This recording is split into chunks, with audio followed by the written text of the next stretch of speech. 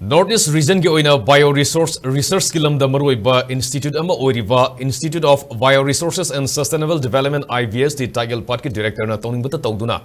Institute ase mutpayana thamliba asida Mityeng Changba Houragani haina Democratic Students Alliance of Manipur Desam gi president Mayangambam Somorjin Fongdorgle ngasi kwa kaitel da leiba mahiroilup asigi melusing da pangthokpa pawgi mifam da Somorjin amaka taraduna Institute asida hojik oiriba phibam amade Institute asigi matang da mahiroilup asina Science and Technology ki Union Minister of State in charge Dr. Jitendra da point 38 yauba memorandum ama September 19 da pishin krai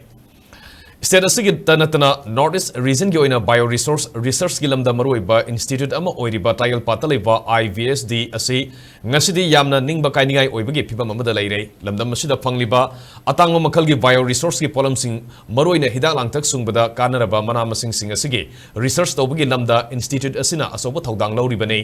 adubu laibak thibadi institute asina miyam da pifam thokpa contribution adu pibangamdre Institute asigi directors asina Touningbata Touduna Langingba matamda lakpa maning makha tamduna leire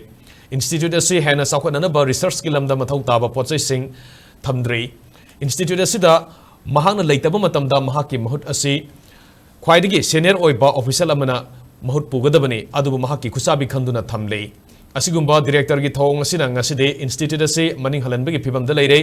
Director gi mong maril tadaba thong sing asigi matang da Science and Technology gi Union Minister of State in charge Dr. Jitendra da point 38 yauba memorandum ama September 19 da pishinduna institute asi hena masak thokpa ama hena ba takshin kre haiki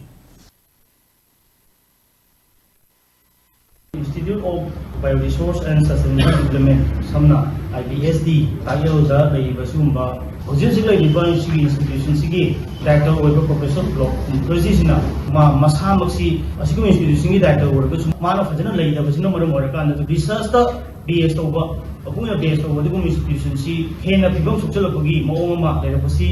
masi tumde loinana mana masi leida basika loinana mana atwan ba aran ba mayama toksalapa masina maram orakanda akoi asiku institution se masi muthiba yabagi aduga hena pibam sukchin ba yabagi amakaklei asiku institution si patam chanana aduga landam si da phangiba resource mayam si sizinaraganda akoi mioi bagi kananaba onthornaba gi damakta mapung phaba research institution ama mathau bajana tawba research institution ama ohinana bagi damakta desamna hena kanba ming changagani haidana miyam aduga sigumba aran tawriba akoi director sing of the